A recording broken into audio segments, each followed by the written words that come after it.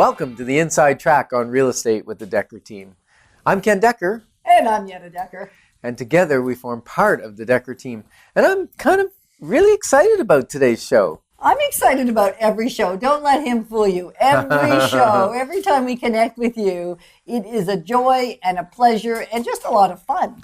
And hopefully you get glean a little bit of, knowledge or insight, maybe into us or how, our experience will help you with your experience in your home. Well, perspective.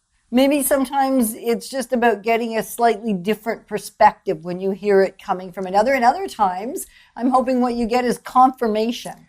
So maybe today is a little bit about confirmation, perspective, insight, counsel, and maybe even a little bit of growth. And today we're talking about the fourth financial wealth formula today. We're doing the part of the complete wealth formula. This is the fourth star we're talking about, which is financial. In relation to making your house a home.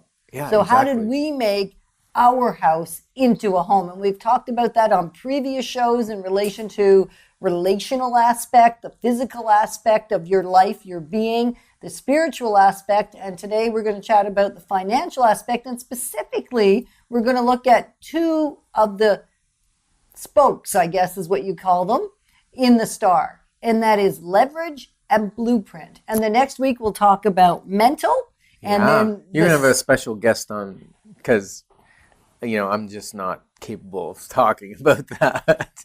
Mental wealth is really the point of the sixth or the fifth show, actually, will be the complete wealth formula and then mental wealth being the focus. And I will have a special guest. Yes. She's amazing, actually. Because most people think about wealth as money. Money or assets or possessions. To me, having a wealthy life is it's a five-pointed star. And points, that's what I meant to say instead of spokes. Spokes, yeah. Spokes are on a wheel. Right. Okay, we're so doing stars. I know, 5 points on the star. I couldn't find my word. So sometimes the brilliance comes from Ken to help me when my brilliance has gone missing. How's that? That's beautiful. All right. So making your house a home. In relation to financial, so today the show actually happens to be financial. It's when we actually draw the stars out, even though it's not the way we're airing them, financial is the fifth of the 5. Yeah, because it's really, we might think it's the most important, but it's the least important in having a wealthy life. Yeah, it really is. Yeah. And when Ken wrote the Wealth Formula book several years ago, he really wove into it a lot of relational truths, a lot of physical truths, spiritual truths, mental truths to create a wealthy life. So it's actually woven in because it's a story. So it's not just a static book on finances alone. So financial wealth is our focus today, and we have come to recognize how much broader it really was. And without really giving it a lot of thought, we already knew that back when we were writing the financial wealth formula. That we're going to rename it because it's going to become the complete wealth formula and on finances, this one book. And he's writing another book right now for parents of kids 1 to 21, which will follow that same context. All kinds of books in the background waiting to be. Which is your next book? I'm not telling. Okay. Because I'm not sure it's the one I'm writing right now, and yet I'm not sure if it's the one that's going to come out next or whether something else is going to come out next. Awesome. So I don't want to say because I don't know. And some people think that we're just authors. Do they really? No. Actually, yes. If we're in an environment where we're speaking to authors or we're speaking on a book or how to write a book, we're part of the keynote actually at a conference in Ottawa, which was writers. And so then they don't realize that we're actually realtors first. And realtors, I say first because that's what came first. And everything else was birthed out of helping people make houses into homes. Yeah, and it's interesting because we work more than full time Yeah, I know. at helping people with their real estate needs. And yet, so some people say, well, when do you find time to write? And for me, it's when we're on holidays. Yeah. We take a week off and we go south somewhere in the winter or 2 weeks, and I'll write almost every day. Well, pretty much every day. Yeah. So, and that's when I managed to get my writing in. Yeah. And I tend to write better by speaking. Who knew, right? Oh. That's a surprise to all of you, right? Anyway, so speaking is easier for me, so I'll often speak it and then have it translated. Yeah, they actually have to translate it some too. They're just really transcribed is probably what I meant to say. And yet there's some translation needed because I don't speak quite the way somebody would want to read the written word. Yeah. So today we're gonna do this neat thing because there's 5 points on the star. Yeah. And we're going to talk about leverage and blueprint. And I'd like to talk about blueprint first, if that's okay. Is that okay with you? It's okay with me. Is it okay with you? I'm hoping it's okay with you. Yeah, because sometimes we have a blueprint.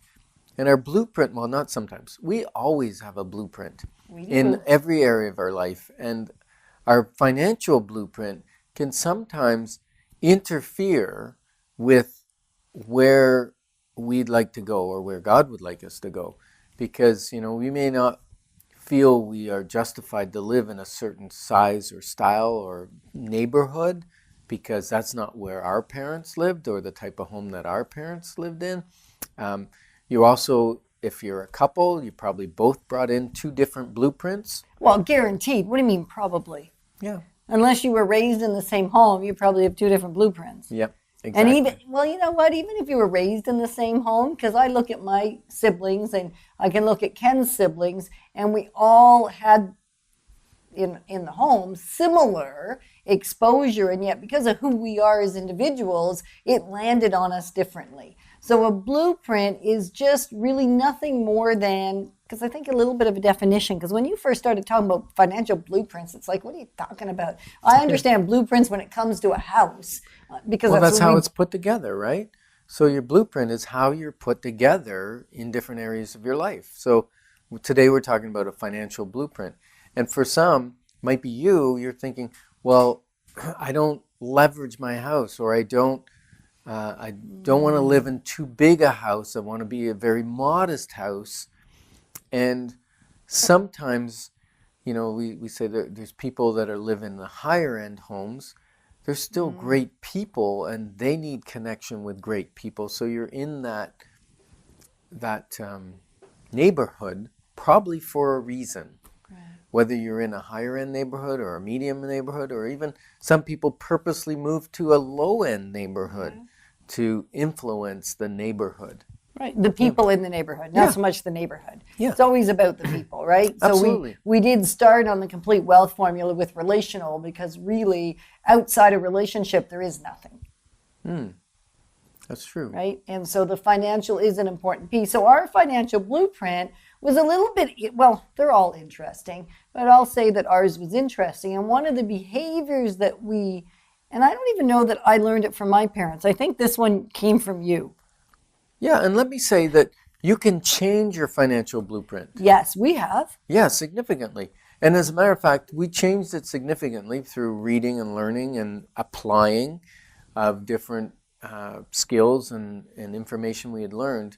But what was interesting, even just, it was about 1 year ago now, I found that I had another financial blueprint. It's kind of a ceiling of achievement that I couldn't get through, that I didn't realize I wasn't getting through. I was sabotaging our financial well-being because we were starting to have more assets than what I thought was okay. Subconsciously, not consciously. Your blueprint is subconscious. Most of it is not something that you necessarily think about. And once Ken got the awareness, and I must say, he got the awareness in a room of 100 people in Australia, and he had the privilege of getting it in front of the room with the microphone in his hand and actually taking the chair of the person that was running the conference. And sharing my aha around how my blueprint has caused us to lose a significant amount of money because I was making reckless financial decisions. Right. Something so simple as I'm going to invest in this looks like a good investment on the outside. And maybe in this particular scenario, every spidey sense in my being, every hair on the back of my neck stood up at attention and said, terrible idea.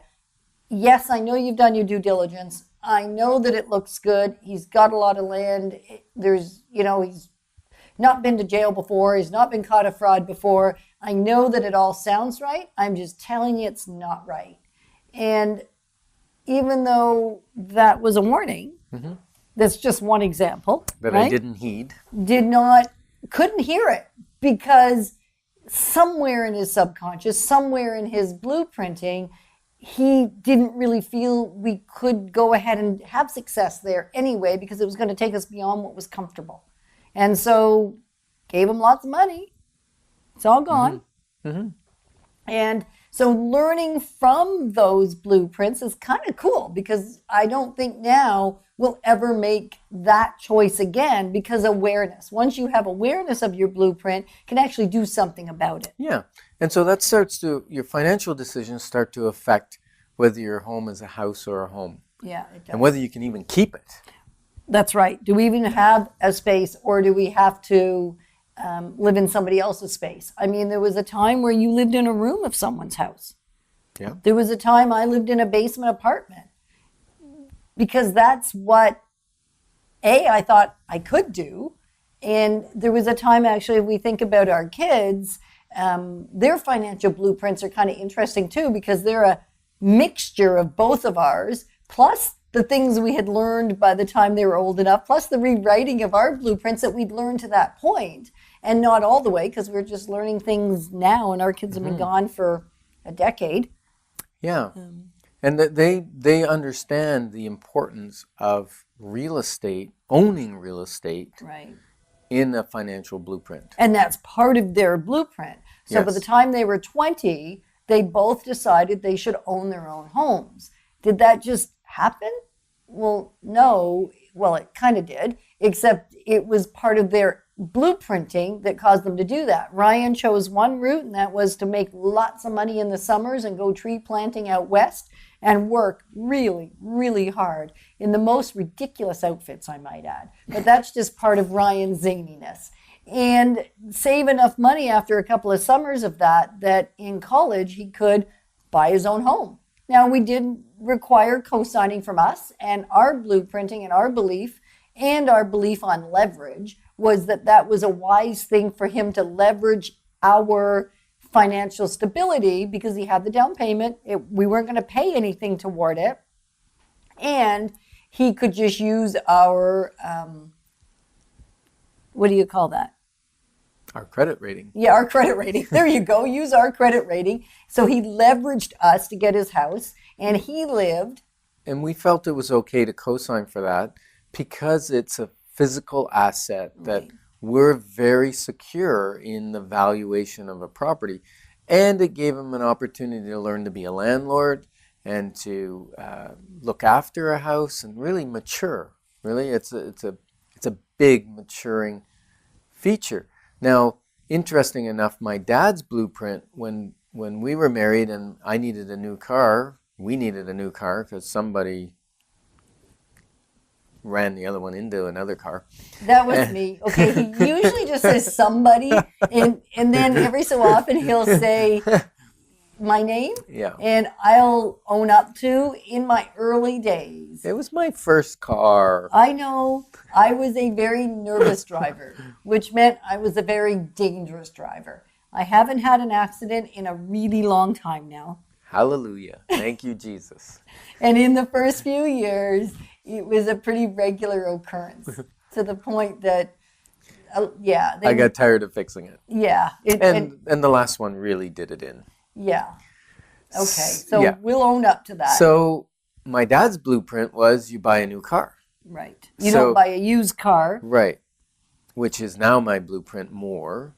I have bought new cars since, but most of the time I buy a used car now. Because 2 to 3 years old, that's not too high on mileage. somebody else has taken the depreciation, and it's just And I'd good. rather put the extra money into real estate. Right. It's just good financial sense from where we're sitting, and that's the blueprint we've taught our kids. Yes. And so my dad came alongside and said, hey, let's buy a new car. I'll co-sign for you. So I bought a 1982 Dodge Charger. Remember that? Oh, I remember that. With a stick shift, Which meant, neither one of us knew how to drive. Right. And the first time in the car, this was not creating a nice home environment at all, because we had grandma in the car after we picked up the car, Ken's grandma, and we were driving her up to visit the rest of family. We put her in the back seat, I guess, Yeah, we had to. of a Dodge Charger. We took turns. They were small then, not big like they are today. Attempting to drive this car, and we called it the kangaroo gear because that poor car jumped all the way to Barrie. Well, because we kept starting in third. I we know. didn't realize we didn't know how to get into first. It was tough. Anyway. But so that set up our financial situation for not being able to buy a home right away because we had this car loan. We were renting. Right. We got into debt. We had big debt, fast. Yeah. 21.75% for that car loan? Yes, it was. Yeah. I know, you're all cringing right now, aren't you? Yeah. I'm even cringing. But you know what? It's because financial decisions are quite often emotional decisions, not rational brain decisions. And so that's another thing. Look at your blueprint when it comes to spending money. Do you make money spending decisions from the emotion, or is it a spiritual and mental decision to spend money?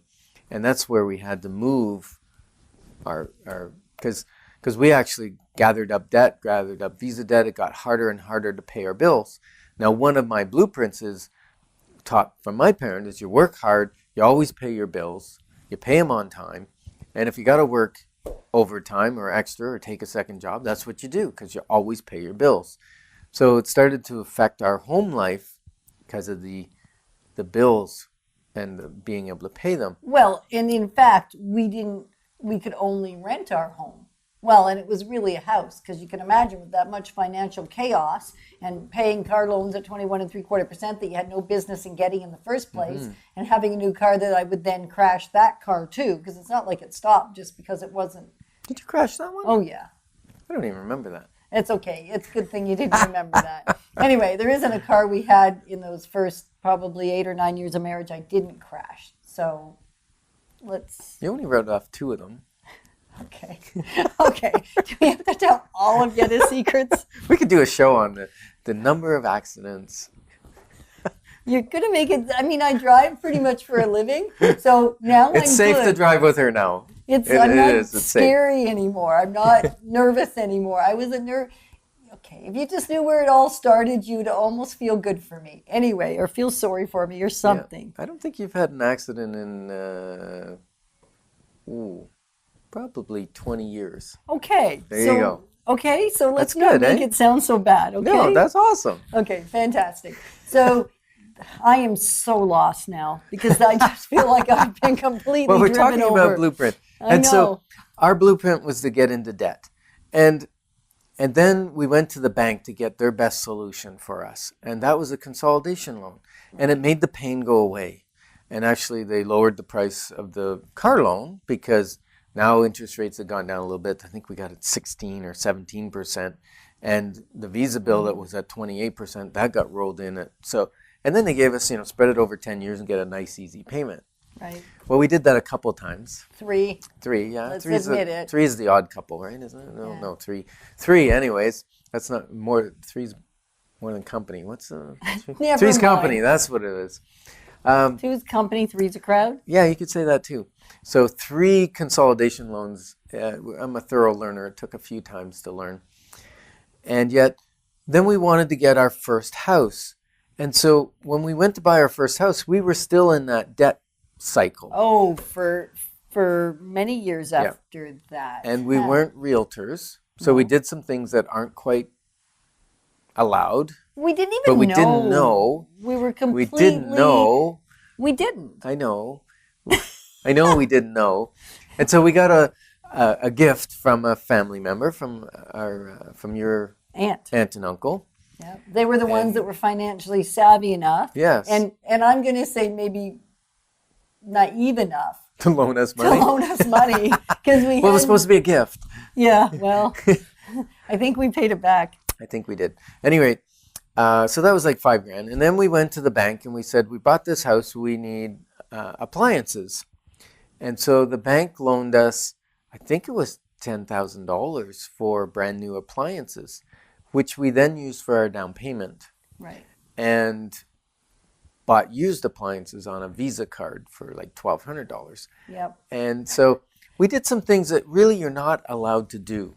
Yeah, in ignorance. Yes, So totally. as a realtor, we would help you not to do those things. We'll still be very creative in offering solutions as to how to do it legally. Legal creativity rather than creativity that just wasn't a good idea. Yeah.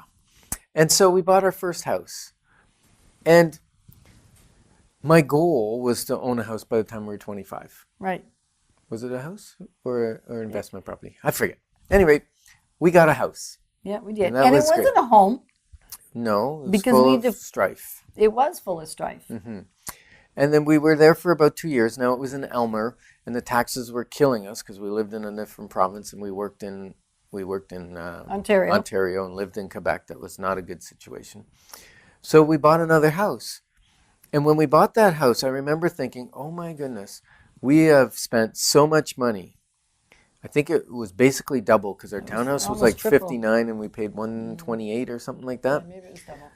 And I thought, we are going to be house broke. And yet what was interesting was really life changed for us. We were more in the country. We did less eating out. We did different things. Within the first 5 years, we completely finished the basement, paid all of that. And when the mortgage came up at 5 years, the interest rates had dropped. So we actually increased our payment and dropped our amortization. So instead of 20 years, we dropped it to 15. And then the next time we did it again. And so within 15 years, we had the house paid off. Yeah, and I think we started with a 25-year amortization at the very beginning. Yeah. And so in 15 years, we had the house paid off and we were ready to build our next home. Right. And that's where leverage comes in. We actually used the leverage of that house once it was paid off to start to buy investment properties. Yes, we did. Right? And so leveraging in your house may be leveraging other people's money to finish a basement. I mean, that could be a wise choice if you need the extra space for your family. Rather than moving. Like Could that be. may be a really wise choice. So there's lots of different ways of using leverage. It's not always about investment property. And it was accidental, our first leverage, because you buy a home with whatever percentage down. Most people don't pay 100% cash, so they're leveraging the house. And real estate prices were going up 6-7% a year. And so what was happening was we had a mortgage payment, but our mortgage payment would have been what we were paying for rent anyways. Right. And now the value of the house on the whole thing was going up, but we only had 20% down initially. Right. And so accidentally we learned the power of leverage because we started building equity. So not only did we pay our house off in the 15 years, it also went from being worth 128. I think we sold it for 289, was it 275, somewhere in there, right? So it doubled in value, and we'd paid it off. So that's the power of real estate and being able to turn that house into a home, because now financial stress was gone. Right. Pretty Which much, was pretty, right? Yeah. Yeah. Except for this blueprint that we talked about at the beginning that still got in our way. So Yeah, but that was a higher blueprint. That was kind of a ceiling blueprint, right? Because it's like, who am I to create this amount of wealth? And then it came to me that, like, who am I not to? Because the great things that we can do with it for other people. Right, whether it's a village in Africa where we've been able to build some homes, whether it's part of the legacy for our kids, whether it's some of the ministry, some of the homeless in Ottawa. I mean, there's so many different things we're involved with that we couldn't be. Yes. Right? So that's kind of cool. So in relation to a house, a home, We've only got a few more minutes in relation Yes. to the financial. What would you say is maybe the most vital piece for someone to ask themselves about? Ooh, vital piece around financial in a home. Sometimes people will buy a house that's cheaper, go out in the country. They fail to factor in the gas and maintenance and replacement of a car earlier, and maybe you got to have 2 cars now. And the other thing they fail to factor in, and we're actually going to talk about it on another show, is the number of hours they spend in the vehicle going to and from work, as opposed to the number of hours they get to spend with their family. And so we'll do some calculations on that in an upcoming show. The other thing that's important to know, and some people want to live in the country, and that's fine. We did. Yeah, you just got to make that financial calculation that it's not just the house, it's the car and the depreciation and all of that. You got to make sure that that's the right financial decision for you, for your home. Right. Financial, as well as the impact, because so many of our financial decisions impact other things. Right? Like, can we go out and eat now? Because I like to go out to a restaurant. I don't actually. Ken does. You don't. I don't. I prefer to eat at home. I prefer Ken cook for me. So you liked it home. when we moved to the country? I loved it because it meant we couldn't go out as often. So each decision we make impacts how we live in our home. Yes. And whether it's a house or a home for us, because that's individual for you as well. And understanding if there's going to be people living with you, what really makes a home for them as well. And then sometimes making that buying decision. You know, some people have decided, well, instead of buying a cottage, financially, we're going to put an extra 100 or 200,000 into a house, and we're going to buy one on the water close to Ottawa, so that I don't have to pack up and go to a cottage.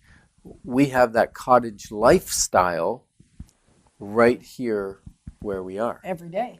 So if you've just joined us on the Complete Wealth Formula, if you've missed a great show on the Inside Track, and you're going to want to go back and listen to this or watch this. And this is show number 4 in a series of 6. So you'll want to go find those either in a podcast or in a video show at dekkerteam.com or chri.ca. We would love to hear, how have you turned your house into a home in relation to the financial aspects with leverage and or your blueprints? Or what are you going to do? You can connect with us at info@dekkerteam.com, or you can find us on Facebook. We'd love to connect with you there as well. Thanks for joining us.